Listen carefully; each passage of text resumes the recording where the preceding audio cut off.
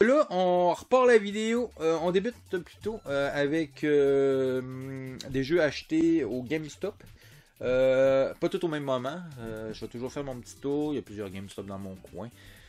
Fait que ça me fait toujours plaisir. Mais en rapport, j'aime beaucoup parce que c'est là que souvent je mets la main sur des petites pépites qui sont quand même assez récentes. Qui veut dire Xbox 3, Xbox One, Xbox... non, pas Xbox Series, pas encore vraiment.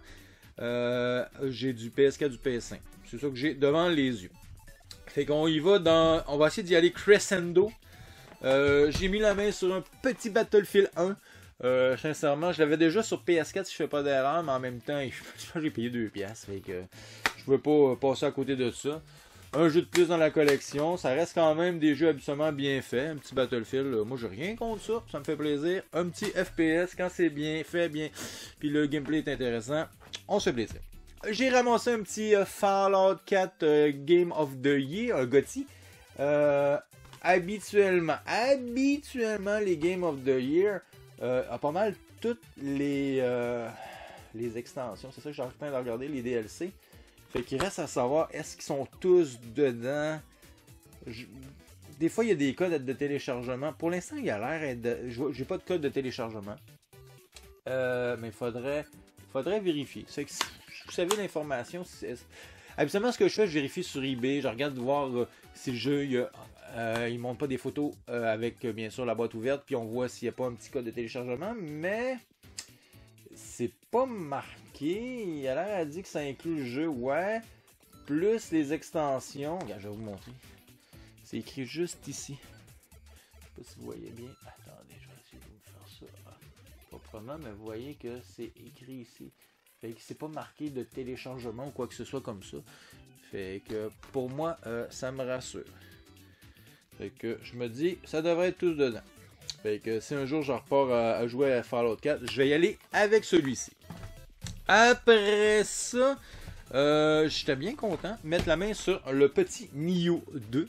J'avais déjà le 1, ça fait que c'est une suite. C'est du jeu qui ressemble beaucoup à du jeu, on va dire Dark Souls, dans le sens que tu affrontes des boss assez costauds, assez durs, et tu meurs souvent, mais ça reste dans un style samouraï intéressant. Ça fait que même l'image du jeu, je la trouve quand même bien sympathique. Fait que bien content de mettre ça dans la collection. PS4, faut en profiter de la PS4, hein, parce que c'est une console que maintenant qui est assez accessible au niveau des prix, mais en même temps, c'est autant que tu as des jeux qui sont très bas parce qu'il y en a quand même en bonne quantité, autant que maintenant il commence à avoir des pépites qui deviennent de plus en plus rares.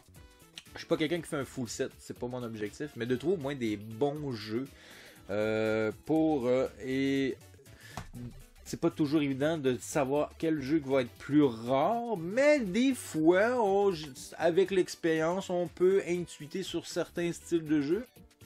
Et comme celui-ci, Crysis, la trilogie. Je ne connaissais pas ce jeu-là. Le jeu, je connais, oui, le jeu Crysis, mais je savais pas qu'il existait, qu'il avait sorti une trilogie, ça veut dire les 3 premiers jeux. Fait que ça, c'était peut-être un super jeu pour connaître la série. Je l'ai payé 35$ ce jeu-là. Très content. En fin de compte, ça me revient quasiment à 10$ le jeu. Un petit peu plus. Mais très content, sincèrement. Ça, c'est le genre de jeu que plus tard pourrait prendre une bonne petite valeur, étant donné que c'est quelque chose qui fait juste... Sa rareté, en réalité, c'est que c'est les 3 jeux ensemble sur un seul CD, hein, avec le prix. Ça a coûté 41,38$ au final avec les taxes. Mais ça, prédiction, ça sera pas commun à trouver plus tard. Ça. Sincèrement, très content. Surtout que le Crysis 1, si je fais pas d'erreur, il est uniquement sur PC. Il était uniquement sur PC.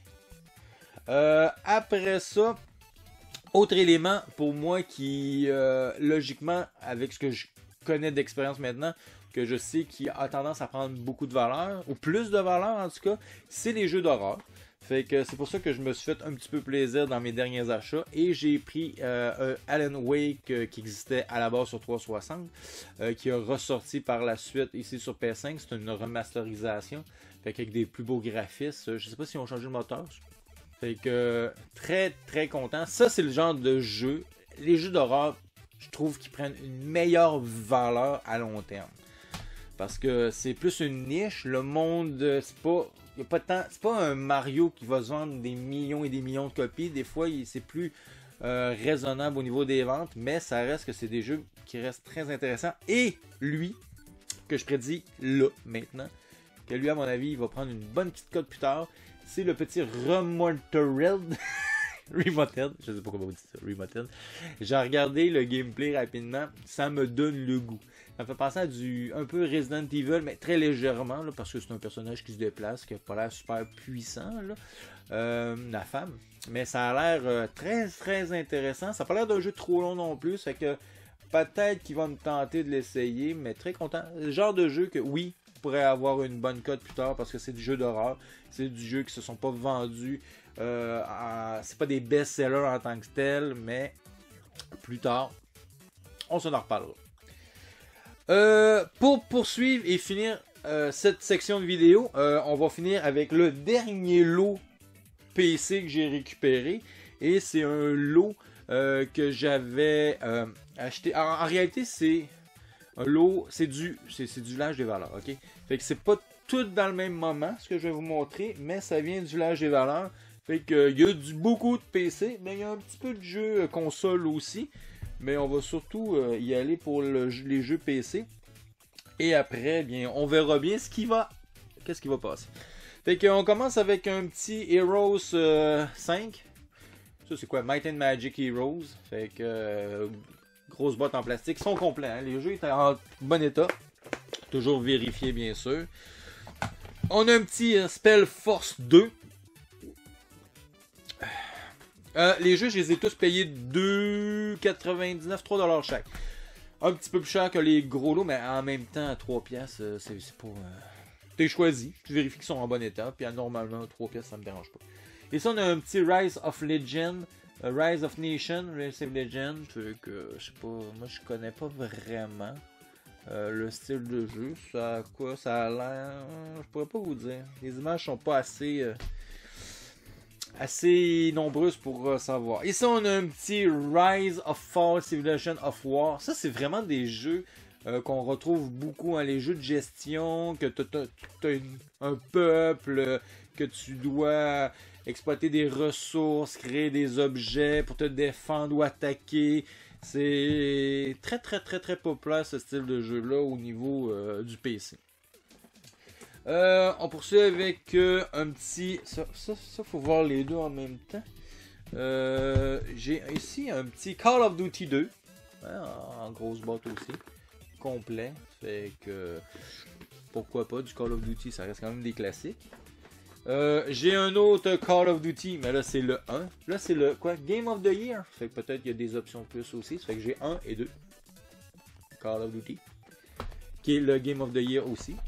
Après ça, sincèrement, d'avoir mis la main là-dessus, là, je suis super content. Sauf il manque le livret, mais j'ai mis la main sur Fallout Trilogy. Hein? Fait que Fallout, techniquement, on connaît bien ça depuis que Bethesda a mis la main dessus. Dans le sens, les versions Fallout 3, Vegas et ainsi de suite. Mais là, on se retrouve vraiment avec Fallout le premier, après ça Fallout 2, puis Fallout Tactique. Fait que ça, vraiment, c'est totalement différent. Tu sais, c'est une vue plus en isométrie, un peu, on va dire un peu Diablo, là, si je dois donner un exemple de vue. Mais sincèrement, super content. Ça, je ne m'attendais pas à tomber là-dessus. Mais genre de petite pépite que je suis bien content d'avoir. Il restera voir à compléter, peut-être, si je suis chanceux un jour de retomber sur une autre édition, mais on verra. Sinon, un petit livret en ligne, ça peut peut-être s'acheter. Et ici, on se retrouve avec un expansion pack de Medieval 2 Total War Kingdoms. Fait que je sais pas s'il faut avoir le jeu de base, ou sinon il est déjà dans le... Dans la galette est déjà dans bas, je sais pas trop, faudrait voir. Ici, j'ai un Star Wars. J'ai un StarCraft 2. Wings of Liberty. Je l'avais déjà. Il va rester à voir quelle est la plus belle édition, la plus belle boîte, les plus beaux livrets. Et l'autre va partir à l'échange. Et après ça, on finit avec 3... ben non, pas vrai, mais j'ai un médiéval ici de Total Wars. Ça reste quand même sympathique comme visuel. Après, j'ai un Warcraft Ring of Chaos 3. Ça, je vous l'avais déjà montré dans une partie précédente, mais en même temps, lui, il est en super état. Il y a le livret, il y a tout. Fait que c'est sûrement cette édition-là que je vais garder, mais on va voir, Après ça, un Diablo 3 que j'avais déjà une fois là-bas, une fois dans ce que je vous ai montré, puis là une fois, peut-être à fin de compte, là, du Diablo 3, faut que j'arrête d'en acheter. Mais en même temps, quand tu achètes des lots, ça arrive souvent que tu te retrouves avec des jeux en double et en triple. Après ça, je finis avec un Warcraft, parce qu'on en a vu le 3, mais là j'ai un Warcraft 3 Frozen Throne, c'est un expansion set. Je suis très content, le prix restera enlevé, mais tu sais, des fois il y a des prix qui sont pas évidents, tu ne peux pas briser la boîte, fait qu'il faut falloir que je fasse attention. Avec un peu de Google puis un séchoir à cheveux, ça devrait faire la job. Ça reste quand même des super boîtes. Personnellement, je trouve ça super sympathique comme visuel. Ça, là, j'ai hâte d'en remettre, d'essayer d'y jouer. Puis surtout de voir si je peux avoir un PC qui est capable de rouler ça, mais ça devrait pas être trop compliqué. C'est quand même pas des jeux super récents. Après ça, là, on n'est plus dans le PC. Mais c'est toujours au village des valeurs que j'ai mis la main. J'ai mis la main sur un petit logiciel. J'espère que je vais être capable de faire quelque chose avec ça. On verra bien. Mais c'est quand même pas récent. C'est Music Maker Deluxe. Ils disent qu'il faut que j'utilise soit Windows 2000, Windows XP ou Windows Vista. Fait que je vais essayer me monter un petit ordinateur XP. Puis ça va aider peut-être pour les jeux aussi que j'ai devant moi. Mais à voir, tu sais, parce que des fois on veut se faire des petites musiques sans droit d'auteur ou on veut prendre une musique connue mais la mixer pour qu'elle passe mieux sur YouTube. On verra bien le temps que j'ai à investir là-dessus. Un petit jeu, oui, Bloombox. Ça c'est un jeu fait par LucasArts, si je fais pas d'erreur. Steven Spielberg, ouais. Excusez. Steven Spielberg, fait que c'est un jeu, je sais pas trop c'est quoi, on dirait des espèces de dominos. Un petit peu un Angry Bird. C'est dur à dire, mais il faut faire tomber les choses. Mais je l'avais pas. Il avait l'air sympathique, il est en bon état. C'est pourquoi pas. Et un autre jeu pour faire de la musique. On veut faire de la musique absolument, mais c'est sur PS2. Fait que ça, je sais pas si je peux faire vraiment quelque chose d'intéressant là-dessus.